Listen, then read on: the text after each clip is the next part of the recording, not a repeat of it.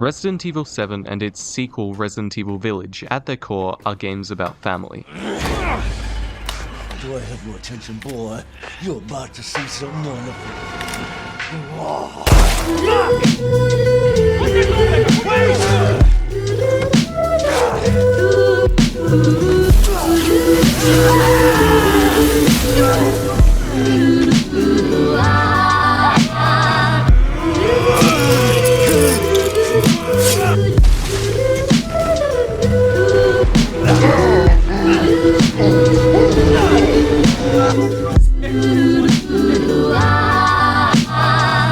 It follows Ethan Winters, the husband of Mia Winters, his spouse who went missing over a year ago, and his journey to save her from the clutches of the evil Baker family, being controlled by a bioweapon created by the Umbrella Corporation called the Mold, taking the form of a child named Evelyn.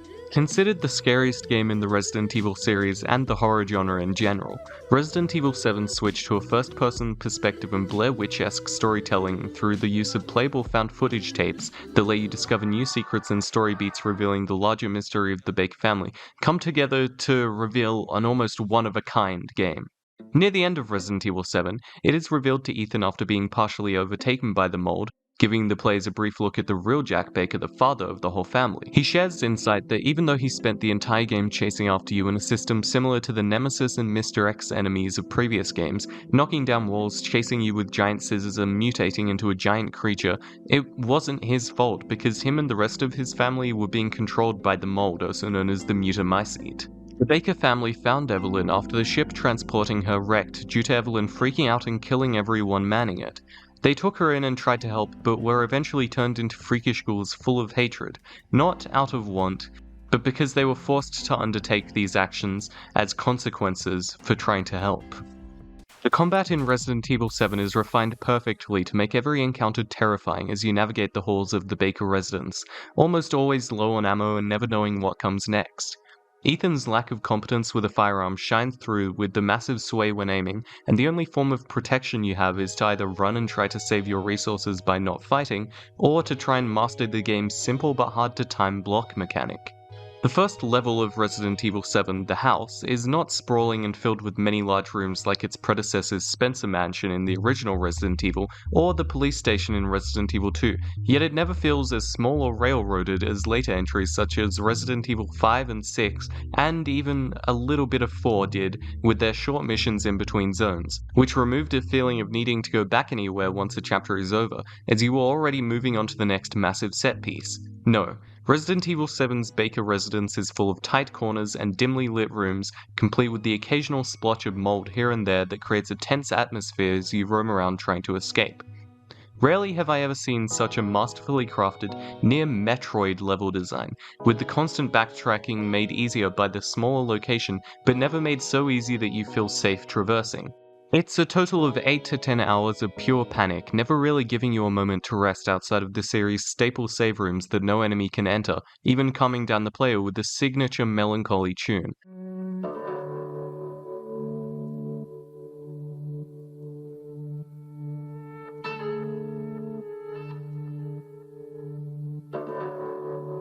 But these save rooms are few and far between the terror of the Mutamycete. It's an honest-to-God's return to roots for the series, and as many reviews have most definitely said before, saved Resident Evil after its decline from horror into the full-blown action genre. And at its core, behind all the body horror and the mold and Ethan Winters, is Evelyn.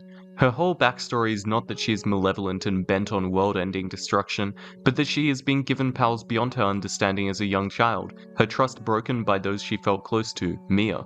Evelyn constantly refers to Mia as her mother, which is then later revealed to be because she had grown emotionally attached to her when Mia was assigned to manage her on the boat trip where she was being transported between Umbrella Corporation locations. When she discovers Mia's partner was ordered to eliminate her if she acts up, Evelyn breaks down and goes on a rampage with the emotional maturity you would expect of a child her age. Failing in subduing her, she crashes the ship and takes hold of the Baker family. But why? Why would she settle on this small house out in the woods instead of a larger population?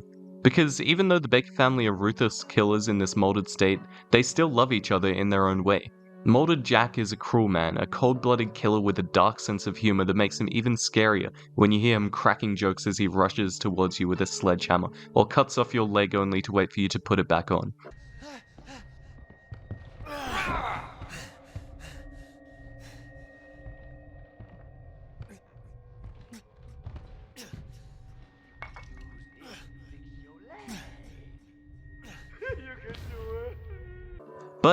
underneath all that is a deep care for his family and regret for those who he unwillingly hurt.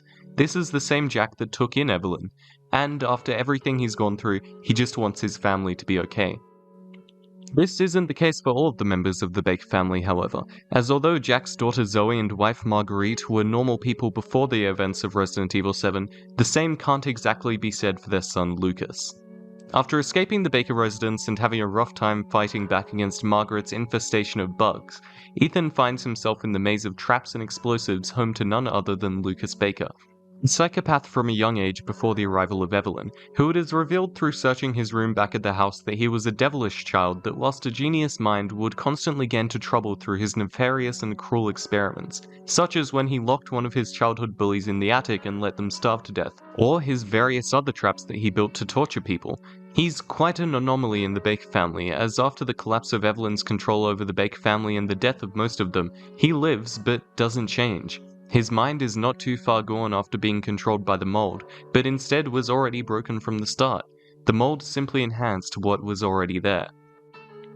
In the story DLC Not a Hero, where players are put back in the shoes of Resident Evil 1, 5, and 6 protagonist Chris Redfield, Chris goes up against Lucas to finally eliminate him, being put through even more nefarious traps than before, filling up an entire cave system with ways to kill Chris. Taking place months after the ending of Resident Evil 7, Not a Hero shows Lucas alone with no one else to take care of him, finally free to let the mold take hold of his remaining slight amount of sanity. Without the rest of the Baker family to support him, he dies at the hands of Chris, ending the entire family once and for all. Game over. Or so we thought. The final DLC expansion of Resident Evil 7 is by far the strangest if we're talking about the canon expansions and not Jack's birthday party, that is. End of Zoe. After no setup in the main game or previous expansions, we are introduced to Joe Baker, the brother of Jack who lives in the swamplands fairly close to the Baker residence, however was unaffected by the mold. He discovers that Zoe Baker, his niece, has begun to calcify like the rest of the molded creatures did when coming close to death, so he searches to synthesize a cure, being met by an opposing force called the Swamp Man, who near the end of the story is revealed to be what is left of Jack Baker, unable to let Zoe go even if it means letting her die. They fight and eventually Joe administers the cure to Jack, finally finishing what was left of him after him and Ethan's final fight in the main campaign. They are finally rescued by Chris Redfield and his anti-bioweapon team, the BSAA, tying up the final piece of the plot as they fly away and leave Jack to die alone. In the end, it is Jack's own kindness to bring a child he had no attachments to back to his home, to welcome her into the family, only for Evelyn to bite the hand that he feeds her and start a chain of events leading to the demise of the entire Baker family. But even when the body is destroyed, the mold still manages to retain a small part of those whose lives it has stolen. This is where Resident Evil Village comes in. I don't understand why you are so... Mia, get down.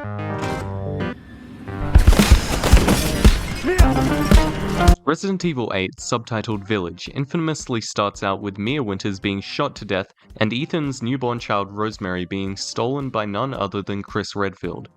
Following the trail of destruction left behind and finding the car that stored both his wife's body and his child, Ethan finds himself in a far more mystical place than his first outing at the Baker residence. A small European village complete with a massive castle, fishing docks, a creepy house sitting atop a hill, and an underground mechanical factory. The game takes on a Breath of the Wild approach of Ethan needing to complete all 4 of these areas to find his daughter, whom he finds out is chopped up and placed into 4 different glowing jars, which when combined can either bring back his daughter or in the wrong hands bring about the end of the world at the hands of Mother Miranda. This game's Evelyn, an all-powerful monster controlling the Mutamycete that watches in the dark until it is her time to strike. Taking a much more action-focused approach than the first game featuring Ethan, Village wears its Resident Evil 4 inspirations proudly. With its reintroduction of the iconic suitcase inventory system, a new merchant character called the Duke who plays a larger role than the Resident Evil 4 merchant, and the European setting that is reminiscent in the early hours of an amped-up, snowy Spain from Leon Kennedy's mission to save the president's daughter.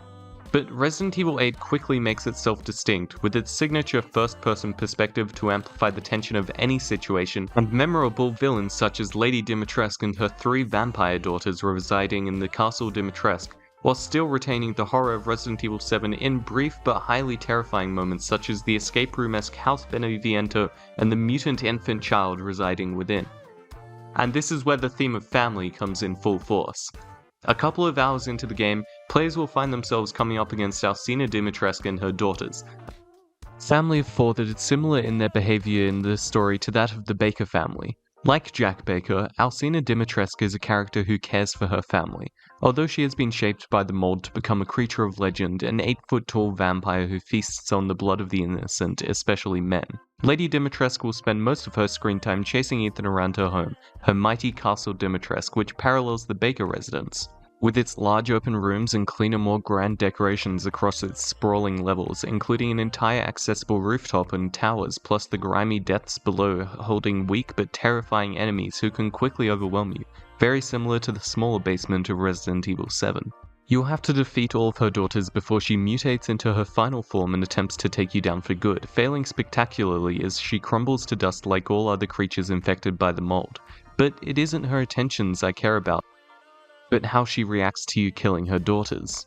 Unlike the Bakers, most of the characters infected by the mold in Village are far more human, and this is shown by her cries of sadness as she discovers that Ethan has begun taking out her only family, who are not actually of her own lineage, but vampires who she herself turned as children, so she could have someone to understand her. Ethan rips away the one part of Lady Dimitrescu that she truly cares about, because at the end of the day, even with Mother Miranda attempting to control all of the major villains of Village, Dimitrescu only mutates after she has nothing left. She has no reason to continue being human because Ethan has taken the one thing grounding her, which in turn is what finally undoes her in her bloodlust as she doesn't realize his greater plan to take her out using the Dagger of Death's flowers, a knife said to be the only thing that could kill her. In trying to get his daughter back, almost out of a sense of revenge as he thinks his own wife has been killed for seemingly no reason, Ethan destroys another family. I don't want to die. Another piece of the puzzle in this whole family idea is that of Mario, the strange and disgusting swamp creature who lives to serve Miranda, spending all of her time thinking of ways to get Miranda's attention in the hopes that she will be seen as a part of Miranda's family, as she has had no one else in her life. Mario lives alone with no minions under her like Dimitrescu or Heisenberg, and is hated by basically everyone else serving under Mother Miranda. She originally doesn't even attack Ethan, instead choosing to trap him to serve Miranda, lamenting that with this turn of events she can finally be seen as one of her daughters. She then proceeds to go psycho and mutate in a desperate attempt to stop Ethan from taking away not only himself from her grasp, but also the piece of rose that she is holding onto, entrusted to Mario by Miranda. If either of these things goes wrong for her, Mario sees it all for naught, and has a complete breakdown. Mario only lashes out when she is threatened with true loneliness. She holds a belief that Mother Miranda cares for her, and that even in her final moments all she wants is someone to care for her.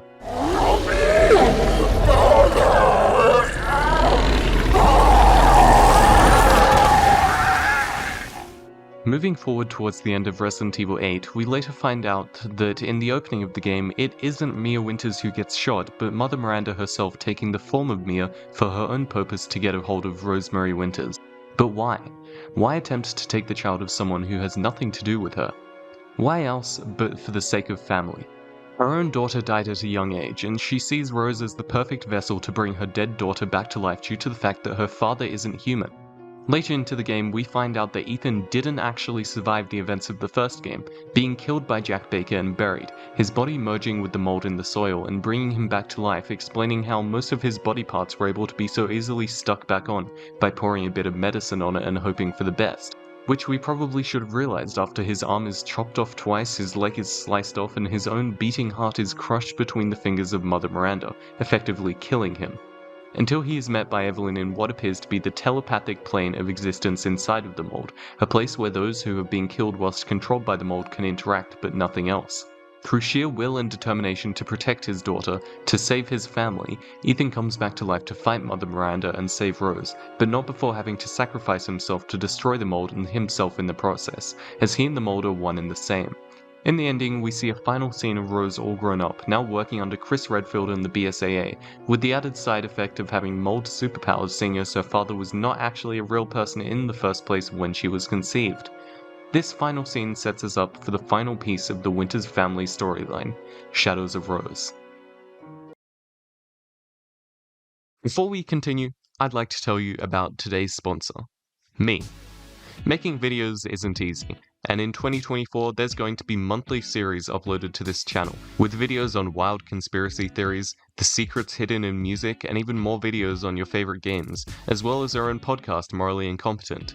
I've spent the past 6 months preparing to give you all our best videos yet, but I need your help. So there is now an official catastrophic Patreon. Starting at just $1 you can have access to ad-free, uncensored videos, exclusive behind-the-scenes content, and your name read out in the credits of every video released whilst you're subscribed. For $5 you can also request an ASMR audio recording of one of our podcast hosts murdering you at night. Even if you can't support us financially, feel free to subscribe to the channel if you aren't already, and you can also join the Patreon for free to access update posts on our progress throughout the year, and leave comments for us to read on the podcast. Thanks for listening. Now back to the video.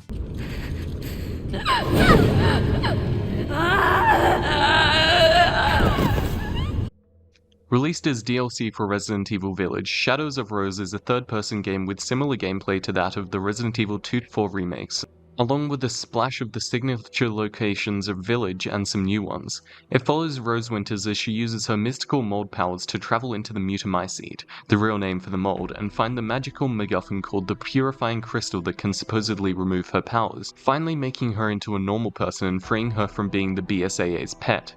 This plan, however, goes awry as when she goes inside the Mutamycete, into the plane of existence where all the minds of those who have been infected by the mold reside, Rose finds herself trapped with her only hope of escape to find the Purifying Crystal. Along the way she fights various creatures who all want to kill her, being controlled by an evil version of the Duke from the main game. The overall runtime of Shadows of Rose is very similar to the runtime of Resident Evil 3 Remake, so to me I would consider this to be the final game in the Winters trilogy, seeing as previously there have been 2 other trilogies in the Resident Evil series, Resident Evil 1-3 with the Raccoon City incident, and then 4-6 with their more parasitic enemies and more bombastic global presentation and gameplay compared to the earlier games' focuses on survival horror, with an especially large emphasis on the horror aspect. The overall gameplay of Shadows of Rose, whilst leaving much to be desired, is still serviceable and in some parts more terrifying than the main game of Resident Evil 8, due to its constrictions upon the player of the arsenal they have, and the weaker fighting capabilities of Rose compared to her battle-hardened father. Early on, Rose begins to receive help from a mysterious benefactor who calls himself Michael, a guardian angel that lights the way for Rose and can give the player items when desperate. Near the end of the game, when it is revealed the entire Purifying Crystal was in fact a ruse by the dead mind of Mother Miranda to take control of Rose and use her powers for her own nefarious purposes, when all hope is lost, and it seems as though Mother Miranda is going to win, none other than Ethan Winters himself comes out of the shadows to fight for his daughter. It turns out that the mysterious angel Michael was actually Ethan all along, looking over his daughter, trying to get her to leave and protect herself from the dangers that lay ahead. You're so grown up now. And even though I wasn't there with you, I've always watched over you. In failing to do so, he manifests the physical form to fight Miranda, and succeeds in freeing his daughter from her clutches. It's a sad moment to watch as Ethan has to tell Rose to leave him in the Mutamycete, because he knows he can't come with her. His final act again being that of saving his daughter, protecting those he loves. Rose escapes and laments on the fact that she will never truly be free of her burden, but will always have the love in her heart left behind her by Ethan, protecting her beyond death. With the conclusion of Shadows of Rose, Ethan's story finally comes to a close. A story about love, fighting for survival against seemingly impossible odds, and most importantly, family. And although the Winters family story is now over, I'm extremely excited to see what comes next out of Resident Evil. This has been the Catastrophic Channel, and until next time, may all your games be good ones.